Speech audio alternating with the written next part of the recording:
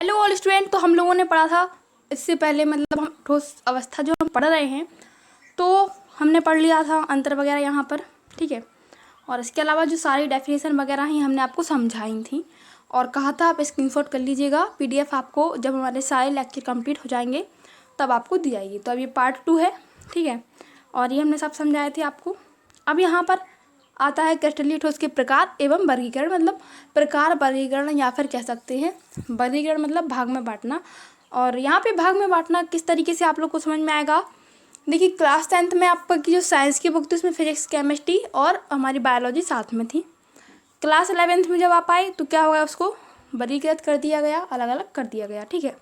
सबकी बुक्स अलग अलग हो गई और वहाँ पर जैसे फिजिक्स, केमिस्ट्री ये सब कुछ आया तो केमिस्ट्री को भी 2 भागों में बांट दिया गया, ऑर्गेनिक, इनऑर्गेनिक। और बायोलॉजी को भी इस तरीके से, मतलब सब कुछ आपको आ गया समझ में यहाँ पे वर्गीकरण। अब यहाँ पे देखिएगा, थोड़ा समझने की कोशिश कीजिएगा सभी लोग। देखिए क्रिस्टलीय ठोस है यहाँ पे, ठीक है। तो क्रिस्टलीय ठोस कितने प्रकार के, यहाँ पे कितने वर्गों में बांटा गया है तो 2। एक यहाँ पर हम लोग बात कर लेते हैं अवयवी कणों के मध्य बंधों के आधार पर, एक ज्यामितीय विमाएं का। यहाँ पर आप लोगों को बता दें कि देखिए आपको इसको अभी ध्यान नहीं देना, ये हमारा टॉपिक आगे का है, ठीक है, ज्यामिति वाला। तो ये टॉपिक जो है हम आगे करेंगे कवर, ठीक है। उससे पहले अब हमारा आता है ये, मतलब अवयवी कणों के मध्य बंधों के आधार पर ठोस, क्रिस्टलीय ठोस। और इस साइड वाला जो आपको समझना है, ठीक है। चलिए बताते हैं इनको हम। देखिए सबसे पहले इसके प्रकार कितने होंगे, तो यहाँ से देखिएगा तो हमें क्या देखना है, आयनिक, क्रिस्टलीय। यहाँ से आप लोग को बता दें कि ये जो आपको यहाँ पे दिए गए हैं, ठीक है, ये है आपके कणों के आधार पर, जो कि आपको मैंने बताया है अभी, अवयवी कणों के मध्य बंधों के आधार पर इनको हमें पढ़ना है, सारे ये हम पढ़ेंगे। और ये जो हमारे ज्यामिति के आधार पर हैं तो इसमें 32 कक्षा में बांटा गया है इस तरीके से, जो है ये जालक वगैरह जो कुछ भी यहाँ पर ये हैं तो ये सब हम पढ़ेंगे अगली, मतलब पार्ट जो होगा आगे का उसमें। उसके अलावा अब आपको हम ये बताने वाले हैं, देखिए जो हमें पढ़ना है अभी, मतलब आज का जो टॉपिक है उसमें हम ये 4 कवर करेंगे, ठीक है। मतलब आयनिक क्रिस्टल, संयोजक क्रिस्टल, धात्विक क्रिस्टल और आणविक क्रिस्टल, ये चारों हमें कवर करने हैं, ठीक है। तो हम आज इनको करने वाले हैं। तो चलिए देखते हैं। सबसे पहले आता है हमारे लिए कौन सा, आयनिक ठोस, ठीक है। आयनिक ठोस देखेंगे हम, आयनिक ठोस होता क्या है, इसकी डेफिनेशन देखेंगे, इसको समझेंगे। और कमेंट बॉक्स में कमेंट करके बताइएगा कि आपकी पढ़ाई में आप मतलब किस तरीके से इंटरेस्ट रख रहे हो, पढ़ रहे हो, नहीं पढ़ रहे हो, अभी आपका मन है पढ़ने का, नहीं है, ये आप बताते रहिएगा कमेंट बॉक्स में, ताकि हम आप लोगों के लिए अच्छे से अच्छा देने की कोशिश करें। ताकि अगर आप पढ़ रहे हैं तो हम और अच्छे तरीके से आपको पढ़ाएंगे, अगर अभी पढ़ने का मूड ना हो तब स्टडी को स्टॉप करके आगे फिर बाद में पढ़ाई करेंगे। तो बताइएगा। चलिए देखते हैं अब हम आयनिक ठोस। अब आयनिक और आयनित मतलब क्या है, तो यहाँ पर आप लोगों के लिए बता दें कि आयन आप लोगों ने पढ़े होंगे, धनायन, ऋणायन, इस तरीके से होते हैं, जो आप लोगों ने क्लास 10th में भी पढ़े हैं और 11th में भी पढ़े हैं, ठीक है। तो आपको बता दें कि यहाँ पर आप लोग देख सकते हो धनायन और ऋणायन।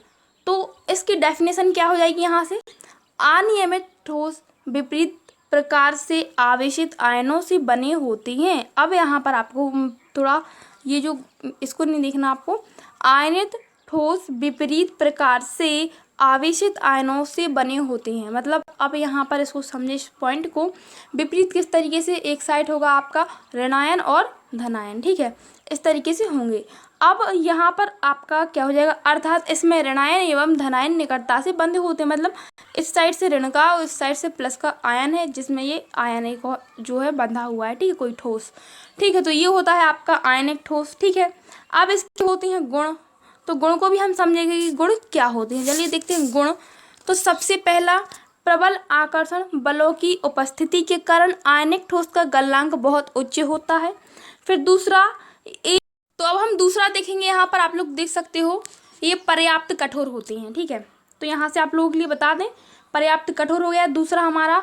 अब इसके बाद देखेंगे तीसरा, नगण्य आयनिक यदि गति के कारण, मतलब यहाँ पे जो आप लोगों के लिए समझने का है वो समझिएगा।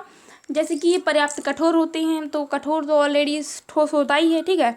अब यहाँ पे है नगण्य आयनिक गति के कारण ठोस अवस्था में अचालक, ठीक है, अचालक होते हैं। तो अचालक क्या कहलाता है बताइए।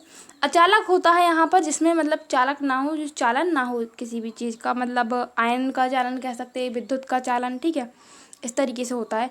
अब चालन या चालक वाली बात है यहाँ पे।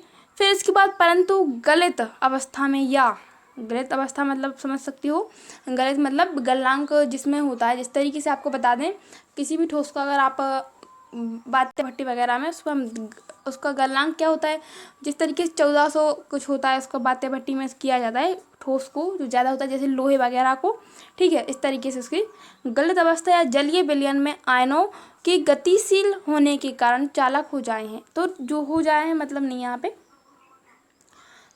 तो यहाँ से क्या हो जाएगा आपका, आपको पता है कि जो आपका गलित अवस्था में, ठीक है, अचालक होते हैं। यहाँ से आप लोगों ने देखो समझा यहाँ पर हमने, ठीक है। अब आपने समझा ये जलीय विलयन, तो जलीय विलयन के बारे में थोड़ा आपको हम यहाँ पे बता देते हैं। जलीय विलयन क्या होता है, देखिए जलीय विलयन जो सब कुछ हम आगे टॉपिक है हमारा उसको देखेंगे वहाँ पर, ठीक है। जिससे क्या होगा आपको समझ में आएगा, टॉपिक बाय टॉपिक पढ़ेंगे तब। तो यहाँ से आप लोगों के लिए गुण जो है यहाँ पे आपको याद तो करने नहीं पड़ेंगे वैसे, क्योंकि गुण है यहाँ पर जो इम्पोर्टेंट क्वेश्चन के अंतर्गत मतलब आयनिक ठोस वगैरह। तो अगर आप आयनिक ठोस की डेफिनेशन कर लेते हो तो इतना ही ज़्यादा काफ़ी है, ठीक है। तो पढ़ाए तो नहीं जाते हैं कहीं पर भी ज़्यादातर, केवल 1 या 2 गुण पढ़ लीजिए। इससे क्या होगा, आपका जो है नॉलेज भी हो जाएगा और साथ में आपका थोड़ा डाउट क्लियर हो जाएगा, इसलिए गुण बताए जाती हैं, ठीक है। तो यहाँ पे क्या है, नगण्य आयनिक गति के कारण ठोस अवस्था में अचालक होते हैं, ठीक है, ये हो गया। अब यहाँ पर है परंतु गलित अवस्था में या फिर बोले अपने जलीय विलयन में आयनों को गतिशील होने के कारण चालक होते हैं, ठीक है। तो यहाँ से आपको बता दें, हो जाए गलत लिखा हुआ है, होते हैं, ठीक है। अब आपको बता देते हैं कि हमारे जो गुण हैं वो पूरे हो गए कंप्लीट। उससे पहले आप लोगों के लिए बता देते हैं कि देखिए जो आप अभी पढ़ रहे हो इनको नोट करते जाइएगा, नोट नहीं करेंगे तो फिर आपको प्रॉब्लम होगी, इसलिए प्लीज़ नोट कीजिएगा, ठीक है। अब इसके बाद यहाँ पे बात करते हैं एग्जाम्पल की। एग्जाम्पल में कुछ नहीं करना है, यहाँ पे आप लोग देख सकते हो NaCl, KCl, ZnS, CF2, CSCl और AgCl। इस तरीके से आपके उदाहरण हो जाएंगे, मतलब एग्जाम्पल। अब इसके बाद बात करते हैं सहसंयोजक या नेटवर्क ठोस, इसके बारे में हम बात करेंगे अब, और इसकी डेफिनेशन देखेंगे जल्दी से ताकि वीडियो लंबी ना हो और आप लोग को समझ में भी आए, ठीक है। तो यहाँ पर देखिए, यहाँ पर है नेटवर्क ठोस। तो इसमें क्या होता है, सहसंयोजक बंधों द्वारा संयोजित होती हैं। अब सहसंयोजक बंध मुझे यहाँ पे समझाने की आवश्यकता नहीं है, क्लास 11th में बहुत अच्छे तरीके से हमने भी समझाया है, आपने भी समझा है, ठीक है। अब यहाँ पर क्या हो जाएगा, नेटवर्क ठोस भी इसे क्यों कहा जाता है इसमें दिया गया है। तो इसमें संयोजक बंधों द्वारा संयोजित होती हैं, यह व्यवस्था संपूर्ण ठोस में होती है और इसे नेटवर्क कहते हैं, ठीक है। तो नेटवर्क कहते हैं और इसीलिए इसे नेटवर्क ठोस भी कहते हैं। अब यहाँ पे आप लोग को बता दें कि जब इसे नेटवर्क कहलाता है, ठीक है, नेटवर्क कहते हैं इसको, इसलिए नेटवर्क ठोस हुआ क्योंकि संयोजक ठोस होता है, नेटवर्क ठोस होता है, ठीक है। एग्जाम्पल में आप लोग यहाँ पे देख सकते हो, ठीक है। अब एग्जाम्पल हो गया। अब यहाँ पे आपको बता दें ग्रेफाइट और डायमंड मतलब हीरा और ये, ठीक है।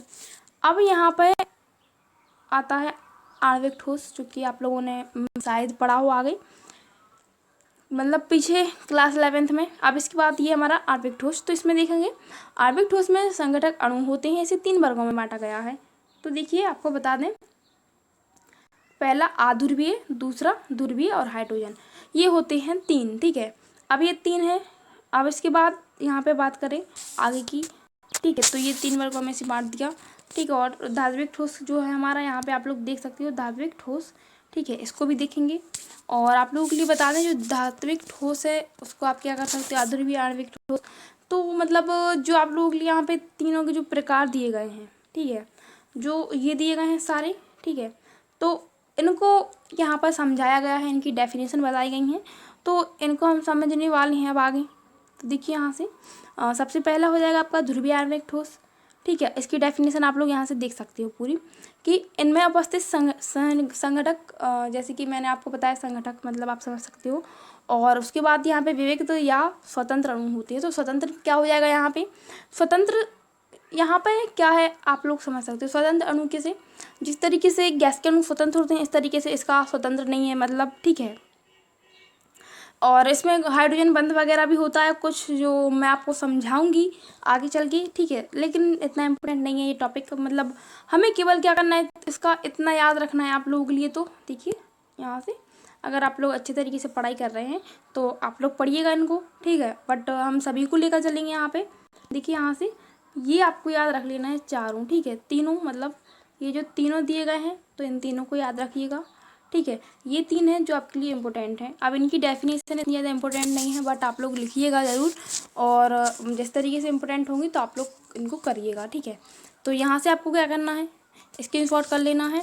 स्क्रीनशॉट करने के बाद आपको और आगे का भी हम समझा रहे हैं, एग्जाम्पल भी देख लीजिए यहाँ पे इसके, ठीक है। अब इसके बाद एक गुण वगैरह, तो गुण देखिए बहुत ज़्यादा बड़ा चैप्टर है, 74 पेज। आप समझ सकते हो कि एक चैप्टर में 74 पेज, मतलब इतना ज़्यादा ज़रूरी नहीं है ये, पर फिर भी आप लोगों के लिए बताया तो जा रहा है। ज़रूरी क्यों नहीं है ये, क्योंकि इतना अंदर का नहीं पूछा जाता है, ठीक है। मतलब उसके गुण भी पूछे जाए, उसका प्रकार, उसकी डेफिनेशन। लेकिन ये जो हमारा मेन है, मेन तो आपको मैंने बता दिया है, आणविक ठोस। तो इसके आपको प्रकार 3 होते हैं, तो 3 पता होना चाहिए। इनकी डेफिनेशन अगर आप करोगे तो एग्जाम्पल भी करना पड़ेगा, तो एग्जाम्पल और फिर इनके गुण, मतलब 4, फिर उनके गुण, डेफिनेशन ज़्यादा बड़ा हो जाएगा। तो आप लोगों के लिए स्क्रीनशॉट करके नोट कर लेना है। और जिस तरीके से यहाँ पे गुण वगैरह हैं, तो 2-2 आप याद कर लीजिएगा, ज़्यादा नहीं करना आपको, ठीक है। तो यहाँ पे आप कर सकते हो जिस तरीके से, यहाँ पे पहला वाला कर लीजिएगा, छोटा है, और दूसरा कर लीजिएगा, ठीक है। इसके बाद देखिए बी, तो ये सारे आपको स्क्रीनशॉट कर लेना है, क्योंकि आपके पास नोट्स होने चाहिए। और बाकी इनको याद करने की मैंने ट्रिक बताई आपको। ये बात है ये कि आपको क्या करना है, यहाँ पर जो डेफिनेशन वगैरह है इनको कर लेना है। गुण हैं जो उनमें से छोटे छोटे 2 को याद कर लीजिएगा, 3 की ज़्यादा ज़रूरत नहीं है, ठीक है। एग्जाम्पल भी इतना इंपॉर्टेंट नहीं है ये, क्योंकि यहाँ तक के तो ये सारे ऐसे हैं कि तीनों उसके प्रकार में आ रहे हैं ना, तो प्रकार की जितनी ज़्यादा इंपॉर्टेंट नहीं माने जाते। उसके बाद धात्विक ठोस, तो ये भी देख लीजिए इसका गुण, ठीक है। अब इसके बाद आप लोगों के लिए बता दें, अब आता है हमारा यहाँ से नया टॉपिक, ठीक है। तो स्क्रीनशॉट आप लोग उन्हें कर लिया होगा, आई होप। अगर ना किया हो तो सभी लोग कर लीजिएगा, ठीक है। थोड़ा आप वीडियो को कर सकते हो आगे पीछे और कर सकते हो, ठीक है। अब यहाँ से देखिए, ये सारा मैं आपको एक बार बता रही हूँ ताकि आप लोग कर लो स्क्रीनशॉट। इनका ही कर लीजिएगा। क्या है ना कि ज़्यादा बड़े बड़े हैं और इनको मैं समझा देती आपको, बट इतना इम्पोर्टेंट नहीं है। लेकिन आपके पास नोट्स होने चाहिए, क्योंकि अभी जो कोरोना का समय चल रहा है, इसके चलते नोट्स ना होगा तो फिर प्रॉब्लम हो जाएगी आपको बाद में। जैसे अगर मान लीजिए रिवीजन टेस्ट की तरह एग्ज़ाम आपके हुए, या जिस तरीके से भी हुए, तो आपको हेल्प हो जाएगी इनसे, ठीक है। तो मेन क्या है, तो मैंने आपको बता दिया है यहाँ पर कि ये तीनों याद कर लीजिए। अभी ये आपके मेन है, ठीक है। इसके बाद चलिए आगे बढ़ते हैं। इसके बाद ये हो गए हमारे सारे, ठीक है। ये गुण वगैरह आप लोग देख लीजिएगा, कर लीजिएगा। अब आ रहा है हमारा नया टॉपिक। तो ये जो टॉपिक है, देखिए ठोसों में संकुलन। तो अब संकुलन मतलब क्या होता है, इसको समझना है आपको। संकुलन मतलब होता क्या है, ठीक है। तो थोड़ा यहाँ पे मैं आपको बता दूं कि ठोसों में उनके संघटक कणों की निश्चित व्यवस्था को बंद संकुलन कहती हैं। अब यहाँ पे आप लोगों को बता दें, संकुलन मतलब ये होता है, जैसे मान लीजिए कोई ठोस पदार्थ यहाँ पर है और इसके जो अणु हैं, ठीक है, ये मान लीजिए कोई भी अणु हैं इनके, तो ये जब जो ज़्यादा पास पास रहती हैं, ठीक है, तो मतलब इनका मतलब यहाँ से दोनों अणु हैं, मान लीजिए एक अणु ये रहा और एक ये रहा, तो पास पास होने की जो होता है, जो मतलब एक तरीके से आपकी जो मुट्ठी आप बंद करते हो, खुली मुट्ठी है अगर आपकी, फिर आप उसको बंद करते हो, तो जो आप बंद कर रहे हो उसकी वो प्रक्रिया पूरी संकुलन कहलाती है, ठीक है। तो डेफिनेशन के अनुसार हमने इसको देखा। अब इसके बाद आपको बता देते हैं आगे, ठीक है। आगे देखिए, अब लेक्चर नंबर 2 आप यहाँ पे देख रहे हो, ठीक है, यहाँ पे डला हुआ है, आप लोगों के लिए बता दें लेक्चर नंबर 2। तो देखिए हमने पार्ट 2 में इसलिए किया है इसको, वरना हम इसको पढ़ते। तो लेक्चर नंबर 2 है, हम अगली वीडियो में पढ़ेंगे इसको। और साथ में आप लोगों के लिए बता दें कि देखिए, अगर पढ़ने की शिद्दत है आप में तो आप लोग सब लोग पढ़ेंगे, और अगर नहीं है तो फिर मैं कितना भी पढ़ा दूँ आप नहीं पढ़ पाओगे, ठीक है।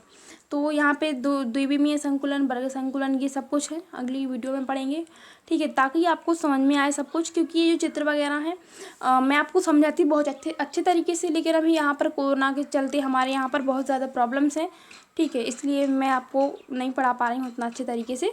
बट ये सब कुछ हम कवर करेंगे अगले लेक्चर में, मतलब पार्ट 3 में। वैसे हमारा ये पार्ट 2 होना चाहिए था, लेकिन कल मैं आपको समझा नहीं पाई थी, जो उसको मैंने पार्ट 2 में कवर करा दिया है। और पार्ट 2 में मैंने आपको जो समझाया है, जो बताया, उसको आप कर लीजिएगा। लेकिन कमेंट बॉक्स में कमेंट करके बताइएगा कहाँ पर प्रॉब्लम जा रही है, कहाँ पर समझ नहीं आया है, या फिर क्या आपको प्रॉब्लम है, ठीक है। इस तरीके से आप सब बता दीजिएगा।